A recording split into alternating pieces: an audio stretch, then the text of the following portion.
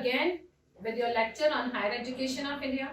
This is our fifth lecture on higher education in India. इसमें we are going to 20th century higher education policies.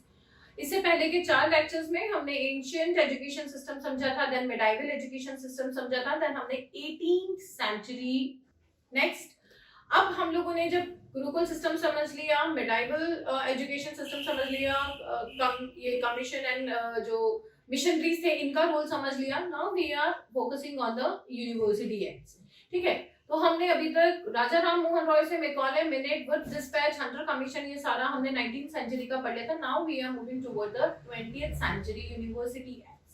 So the first is 1904 Indian university act, जिसमें कि India को रॉले commission के अंदर सारे universities को right मिले थे। They can decide their courses, they can decide their improvement and their working hours, अपने आप को डिसाइड कर सकती थी यूनिवर्सिटी। ज्यादा यूनिवर्सिटीज नहीं थी, मुंबई, कलकत्ता, दिल्ली, आगरा, लखनऊ, बनारस और एक इधर अपने पंजाब में अमृतसर, इधर ये यूनिवर्सिटीज केवल हमारे यहाँ पे थी 1904 तक। Banaras university is very famous, Delhi university is very famous, Mumbai, Kolkata, these universities are very famous for their courses। इसके अंदर जितनी भी चीजें थी वो खुद डिसाइड कर रहे थे। उसके बाद government resolution on education policy 1913 आया था। इसमें कुछ मेजर राइट्स नहीं थे, that was just a guideline to the university act. Then Sadler University Commission 1917 to 1919. That was Sadler Commission was set up to give a report on the University Act. But especially ये कमीशन बैठा था, Sadler commission बैठा था to review the problems of Calcutta university. केवल Calcutta university में कुछ एक प्रॉब्लम्स थी जिनको एक रिकमेंडेशन, सॉल्यूशंस वगैरह देने के लिए ये एक्ट, ये कमीशन बैठा था। बट इन्होंने फिर बहुत सारी यूनिवर्सिटी, उनकी एजुकेशन, उनकी improvement of secondary education, necessity of pre education और प्री कंडीशन एजुकेशन के बारे में इन्होंने सोचा और बहुत सारे इन्होंने रिफॉर्मेशन सजेस्ट किए थे। ठीक है, देन इसके बाद आता है आपका हर्टो कमीशन 1929। ये भी an increase of number of schools and university there in India was noticed during the time of this 10 years, 1919 to 1929। Sedler commission के बाद बहुत सारे स्कूल्स और यूनिवर्सिटीज को लाइसेंस मिल गए थे, बहुत कॉलेजेस, बहुत स्कूल्स खुल गए थे, जिसकी वजह से एजुकेशन स्टैंडर्ड वाज कॉम्प्रोमाइज्ड, बहुत गिर गया था। इतना स्टैंडर्ड वो लोग रख नहीं पा रहे थे। मिशनरीज भी, केवल एक नंबर ऑफ मिशनरीज यहाँ पे थे जिन्होंने स्कूल्स और यूनिवर्सिटीज के अंदर अपने कोर्सेज तो खोले, लेकिन उसका स्टैंडर्ड नहीं रख पा रहे थे, तो एजुकेशन के साथ कहीं ना कहीं कॉम्प्रोमाइज हो रहा था। हर्टो कमीशन ने इस चीज का रिपोर्ट दिया। ऑब्वियसली किसको देंगे? कंपनी को। Company is British company rule, तो उन्होंने ब्रिटेन या ब्रिटिश एजुकेशन ऑफिस के अंदर, एडमिनिस्ट्रेशन के अंदर ये बताया कि यहाँ एजुकेशन के स्टैंडर्ड को फॉलो नहीं किया जाता है। देन आता है सर्जेंट प्लान ऑफ एजुकेशन 1944। ये प्री इंडिपेंडेंस लास्ट प्लान था, ये प्री इंडिपेंडेंस का लास्ट कमीशन था 1944 में, जो कि बैठा था central advisory board of education, that is CABE। CABE यहाँ पे पहली बार ऑर्गेनाइज किया गया था, फॉर्म किया गया था, और उसके अंदर इन्होंने बहुत सारे रिकमेंडेशंस दिए थे कि प्री प्राइमरी स्कूल्स खोले जाएंगे जो 3 to 6 की एज ग्रुप को एजुकेशन देगा, फ्री यूनिवर्सल और कंपल्सरी एलिमेंट्री एजुकेशन, लाइक चाहे वो रिलीजियस हो, चाहे वो कोई भी एजुकेशन हो, लेकिन जो एलिमेंट्री एजुकेशन है that should be given free till the age of 11। तो प्री प्राइमरी के अंदर 3 to 6 इयर्स के बच्चों को केवल स्कूल जाने आने की आदत, एक प्ले स्कूल का कॉन्सेप्ट उसी टाइम आ गया था। देन उसके बाद 6 to 11 इयर्स के जो स्टूडेंट होते हैं, लेकिन लाइक अप टू फिफ्थ तक के स्टूडेंट्स को जो एलिमेंट्री एजुकेशन है that will be given free. Then उसके बाद आपका कॉन्सेप्ट आता है हायर स्कूल का या हाई स्कूल एजुकेशन का 11 to 17, that is till the age of 10th और 12th, दोनों में से कुछ भी यहाँ पे लिया गया है। उन इस एज ग्रुप के बच्चों को जो भी एजुकेशन या जो भी स्ट्रीम वो चूज करते हैं वहां पे उनको एजुकेशन दी जाएगी। Then university courses of 3 years were introduced as a higher education. तो हायर एजुकेशन जो था वो 17 से 20 की एज में आया था। 17 से 20 की एज ग्रुप के स्टूडेंट्स को जो है वो कॉलेज के 3 ईयर का कोर्स लिया जाता है, that is for the specialised subject. Okay, now यहाँ पे कॉमर्स, साइंस, एजुकेशन, टेक्निकल अलग अलग फील्ड्स भी डिफाइन किए गए थे। स्ट्रेस ऑन टीचर्स ट्रेनिंग, इस सर्जेंट प्लान के अंदर जो हम बीएड बोलते हैं, एजुकेशन ऑफ टीचर या फिर ट्रेनिंग ऑफ एजुकेशनिस्ट जिसे हम बोलते हैं, that is a professional course जिसके अंदर टीचर्स की ट्रेनिंग की जाती है, हाउ टू टीच। वो सारी चीजें किसमें सबसे पहले बात की गई, सर्जेंट प्लान के अंदर। Okay, you should know that 1944 के इस प्लान के अंदर प्री प्राइमरी से लेके professional course that is BEd, training of teachers भी इंक्लूडेड थी। ये हमारा प्री इंडिपेंडेंस का सारा पॉलिसीज है, जिसके अंदर मैंने आपसे 4 पॉलिसीज की बात की है, दोबारा बोल रही हूँ। इंडियन यूनिवर्सिटी एक्ट 1904, देन उसके बाद हमारा आ जाता है यहाँ पे गवर्नमेंट रेजोल्यूशन एक्ट 1913, देन इसके बाद Sadler commission 1917, then Hartog commission 1929 and Sargent plan 1944, जो कि एक फाइनल प्लान उसने कैब के थ्रू दी थी, that is central advisory secondary education, ठीक है, sorry, central advisory board of education के CABE। 1944 में इसका एस्टैब्लिशमेंट हुआ था और उन्होंने इसी के अंदर ये सारे के सारे प्लान्स अपने यहाँ पे इंट्रोड्यूस करवाए थे। देन इसके बाद यहाँ पर आता है national education policy which came into existence, which came in front of us after independence. Independence कब हुई, 1947। कमीशन बैठा, ब्रिटिश रूल को सारी चीजें इंडिया को सौंपनी थी, तो 1950 तक ये सारी चीजें डिसाइड की गई कि कैसे कैसे कौन कौन से फील्ड्स बनाए जाएंगे, स्टेट्स की बाउंड्रीज क्या होंगी, इन सब चीजों का। उसके बाद कॉन्स्टिट्यूशन का कमीशन बैठा था 1951 में, वी ऑल नो। देन वहां पे जब कमीशन बैठा, कॉन्स्टिट्यूशन बन रहा था, एजुकेशन पॉलिसीज भी बन रही थी, तो 1960s तक ये सारी चीजें हमारे सामने आई थी कि कैसे कौन सी चीज को किस तरीके से इंट्रोड्यूस किया जाएगा। एजुकेशन सिस्टम या modern education system in India को सबसे पहले जो इंट्रोड्यूस किया गया था या जो सबसे पहले उसको लेकर आए गए थे, वो कब आए थे, 1857 में आया था। आई टोल्ड यू ना, मैकॉले मिनट्स के साथ वो मॉडर्न एजुकेशन सिस्टम का परफॉर्मा हमारे पास आ गया था। But now after 1947 we have designed our own performer without the help of anyone। हमने खुद अपना परफॉर्मा डिजाइन करा। जो मॉडर्न एजुकेशन सिस्टम हमें सर्जेंट प्लान के अंदर दिया गया था 1944, इनिशियली उसको रखा गया, लेकिन national policy on education NPE का 4 कमीशंस आए हैं, इनके 4 प्लानिंग इंडिया के अंदर आए हैं। अभी तक केवल 4 प्लानिंग्स आए हैं, उन चारों प्लानिंग को हमें देखना है और उन्हीं चारों प्लानिंग के पॉइंट्स हमें समझने बहुत जरूरी है। सबसे पहला प्लान आया था 1968 में at the time of Indira Gandhi. Second was 1986 after 20 years at the time of Rajiv Gandhi. Then 1992 at the time of Narasimha Rao, and then last is 2016 at the time of Mr. Narendra Modi। ये 4 हमारे पास प्लान्स आए हैं, ये 4 हमारे पास कमीशंस आए हैं, अलग अलग गवर्नमेंट के टाइम पे ये सारी चीजें आई हैं। Now we have to discuss these NPEs in detail। Let's start with the first one। This 1968, like at the time of Indira Gandhi, जो ये first national education policy आई थी, at this time of first national education policy 1968, हमारे पास एक बहुत important commission आया था, that is Kothari commission 1964। Kothari commission was very important and that came after university education commission, secondary education commission, and then came Kothari commission, and after that this come national policy of Indian education. तो जब भी आप पढ़ते हैं इन चीजों को detail में, ये सारी चीजें आपको जरूर करनी है, जैसे कि मैंने मैकॉले मिनट का बताया, किसी का बताया, आपको Kothari commission, university education commission भी जरूर पढ़ना है, ठीक है। देन इसके बाद हम आ जाते हैं इस पे NPE 1968 में। इसके क्या हाइलाइट्स हैं, completely recommended by Kothari commission. जो इंदिरा गांधी जी के टाइम पे 1968 की ये नेशनल एजुकेशन पॉलिसी बनी थी, टोटली किस पे बेस्ड थी, जो कोठारी कमीशन के पॉइंट्स थे वही यहाँ पर है।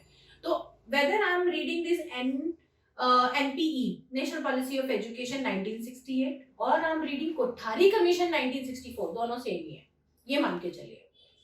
ठीक है, पहले हम किसको डिस्कस कर रहे हैं, इस पॉलिसी को 1968 की पॉलिसी को, जिसमें कोठारी कमीशन के दिए गए सजेशंस को लिया गया था। तो क्या सजेशंस है, सबसे पहले फ्री कंपलसरी एजुकेशन। ओके, पहले भी ये बात आ चुकी है, इसमें फिर से यही बात रखी गई, free compulsory education. Second, status enrolment and education of teacher should be marked. Teacher किस स्टेटस का है, टीचर का एजुकेशनल स्टेटस क्या है, टीचर का नॉलेज स्टेटस क्या है, टीचर की ट्रेनिंग हुई है या नहीं है, उसे पढ़ाना आता है या नहीं है, most importantly mental status, he should not be mentally challenged at any way, किसी भी तरीके से साइकोलॉजिकली या किसी भी तरीके से वो मेंटली चैलेंज ना हो। इस चीज का ध्यान रखते हुए ही हम उसको ये इस एम्प्लॉयमेंट में डाल सकते हैं। तो ये यहाँ पे कोठारी कमीशन के अंदर आया था कि teacher should be train and mentally fit.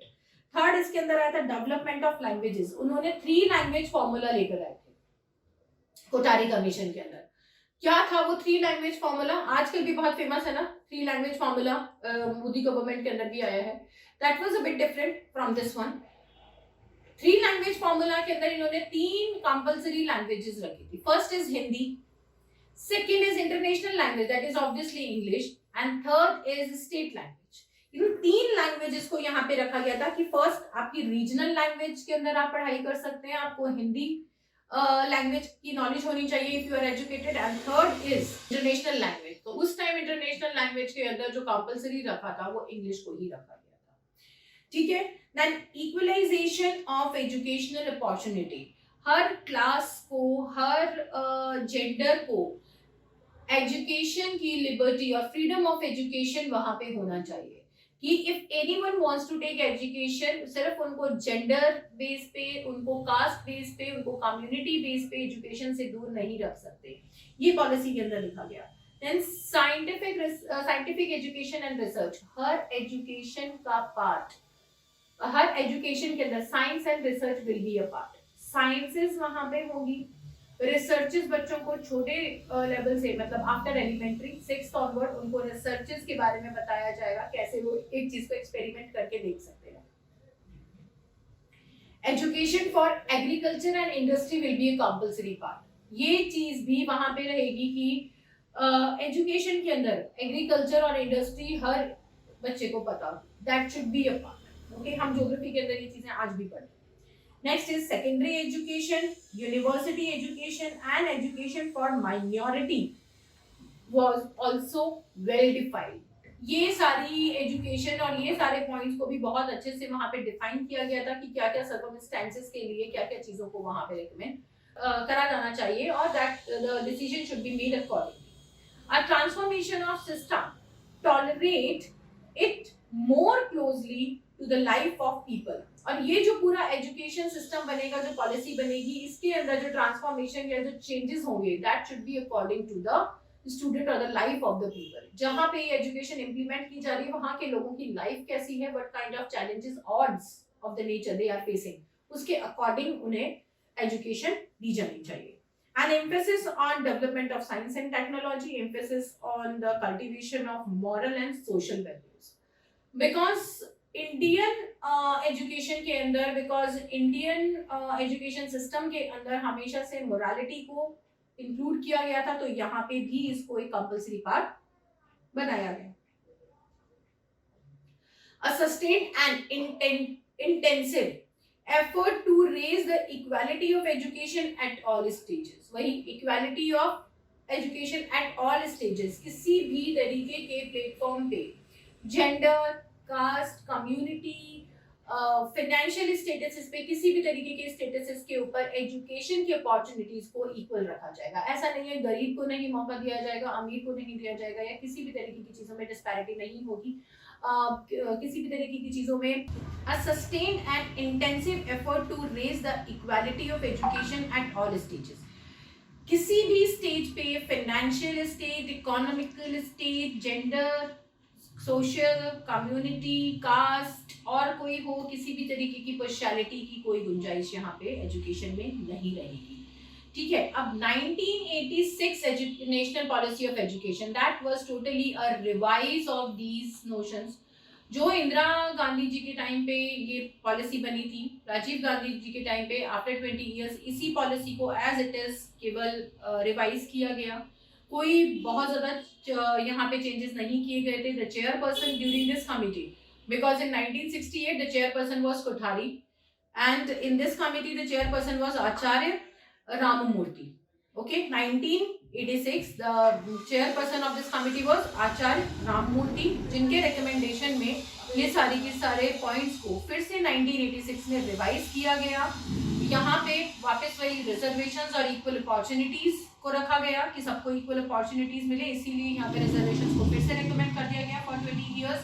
And third committee की रिपोर्ट जो 1992 में यहाँ पर आई थी, 3 कमिटीज बैठी थी इसके अंदर। फर्स्ट रिपोर्ट आई थी 1986 में, सेकेंड रिपोर्ट आई थी 1990 में, थर्ड रिपोर्ट आई थी यहाँ पे CABE की 1992 में। इस रिपोर्ट के अंदर भी यही चीज लिखी गई कि CAB की जो मीटिंग है उसमें यही नोटिस किया गया कि डिफरेंट स्टेट्स के अंदर अभी भी डेवलपमेंट कंप्लीटली नहीं हुआ है और उसके लिए रिजर्वेशंस और इक्वल अपॉर्चुनिटीज की जरूरत इंडिया को है। ठीक है, देन इसके बाद आ जाती है हमारी लेटेस्ट पॉलिसी जो बहुत इंपॉर्टेंट है, 2016। ठीक है, that was held during the time of BJP government, Modi government. और इसके अंदर जो नेशनल एजुकेशन पॉलिसी आई थी that was formulated by TSR Subramanyam committee. Subramanyam committee यहाँ पे बैठे थे और top 200 foreign universities were allowed to launch their courses in India. पूरे वर्ल्ड वाइड फर्स्ट टाइम ये चीज हुई थी कि openly, legally and authentically on the recommendation of mister Subramaniam 200 world universities, foreign universities were allowed to launch their courses in India. Okay, उसके बाद यहाँ पर आ जाता है there should be minimum eligibility condition with 50% marks at graduate level to enter in the postgraduate level or any kind of professional courses, especially teacher training. 2016 के अंदर ही ये चीज आई। पहले 45% के ऊपर भी बीएड के अंदर ले लेते थे, लेकिन यहाँ पे क्या पॉलिसी आई कि जिसके भी बैचलर्स के अंदर 50% मार्क्स नहीं है वो बीएड में प्रमोट नहीं होगा, बिकॉज अगर सब्जेक्ट की ही नॉलेज नहीं है तो वो टीचर टीचिंग के लिए एलिजिबल नहीं माना जाएगा। इसलिए बैचलर्स में 50% को एक मिनिमम क्राइटेरिया माना गया for promoting yourself in any kind of post graduate courses in regular degree. And B.Ed, that is Bachelor of Education, that is for the teacher training, उसके लिए भी आपको 50% मार्क्स की जरूरत है। TET examination, SET examination, CTET, ठीक है, वो सारी स्टेट्स अपने अपने भी लेती है, HTET, UP-TET, C-TET, इन सारे TET, that is teaching eligibility test, इसके लिए भी आपको 50% marks in the bachelor is very much compulsory. Now, preschool education for children in the age group of 4 to 5 years should be declared as a right and a program for get implementing immediately. इस programme को किसी भी तरीके से neglect नहीं किया गया। Primary education को, that is pre primary education को, और इसको इंपॉर्टेंस देते हुए government has taken the decision that the school should take the student of 4 to 5 years, maximum 5 year तक के जो students हैं that should be taken in the pre-primary education with the basic knowledge only। ठीक है, उनको किस चीज की नॉलेज देंगे? बेसिक नॉलेज देंगे, उनके ऊपर किसी भी तरीके की एजुकेशन का बर्डन नहीं डाला जाएगा। Then mid day meal programme should be now extended to cover students of secondary school। अभी तक वो केवल प्राइमरी स्कूल तक था कि प्राइमरी बच्चों को मिड डे मील दिया जाता था, आंगनबाड़ी में या किसी और के अंदर वो मिड डे मील दिया जाता था उन लोगों को, बट उसका स्टैंडर्ड चेंज किया गया। Mid day meal is not just the पोगरी और पॉस्टेजेस एंड ऑल, वो दलिया या इस तरीके का खाना नहीं रह गया था। पोस्टेजेस और इसके अलावा उसको नॉर्मल मील में चेंज किया गया एंड वो सेकेंडरी लेवल तक गया। ठीक है, तो उसको एक्सटेंड करके कहाँ पे लेके गए कि सेकेंडरी के स्टूडेंट्स को भी मिड डे मील दिया जाएगा। Secondary, compulsory licensing and certificate for the teacher in government and private school should be made mandatory. अभी तक 2016 से पहले जिन टीचर्स के पास सीटेट क्लियर नहीं थे या बीएड की डिग्री नहीं थी, उन्हें भी प्राइवेट स्कूल हायर कर रहे थे ऑन अ लोअर सैलरीज और anyhow just for their interest. But अब B Ed become a compulsory degree for teaching. उसके बिना कोई भी गवर्नमेंट और प्राइवेट स्कूल टीचर्स को हायर नहीं कर सकता. तो now the B Ed that is teacher training certificate is very much important for the job of teaching in schools especially. And for higher education, the experience is up to 10 years is very required. That is up to 10 years. It's not the minimum one but the highest one.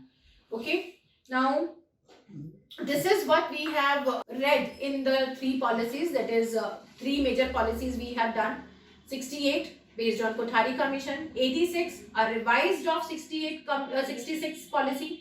Then 2016, that has employed various policies, that has given a various new norms according to the time. ये हमने तीन policies majorly पढ़ी है. We have read the policy of 1992. उसमें भी बहुत ज़्यादा changes नहीं थे. केवल उसमें प्री प्राइमरी कुछ एक कोर्सेज को यहाँ पे जरूर लॉन्च किया गया था नरसिम्हा राव जी के टाइम पे, बट बहुत ज़्यादा चेंजेस यहाँ पे नहीं किए गए थे. तो I haven't take this policy. Maybe उसमें बहुत ज़्यादा पॉइंट्स ऐसे नहीं होंगे to note you. I don't want to just make your syllabus lengthy to show my knowledge, but I want to give you the important point which can be asked in the examination. Okay, तो यहाँ पे हमने तीन policies को हमने यहाँ discuss करा है in this video. So just follow our channel. I will give you the next and the last lecture on higher education, and in which I will discuss all the universities, all the University Act of 20th century, that is the latest policies and acts on higher education in India. Thank you. Bye.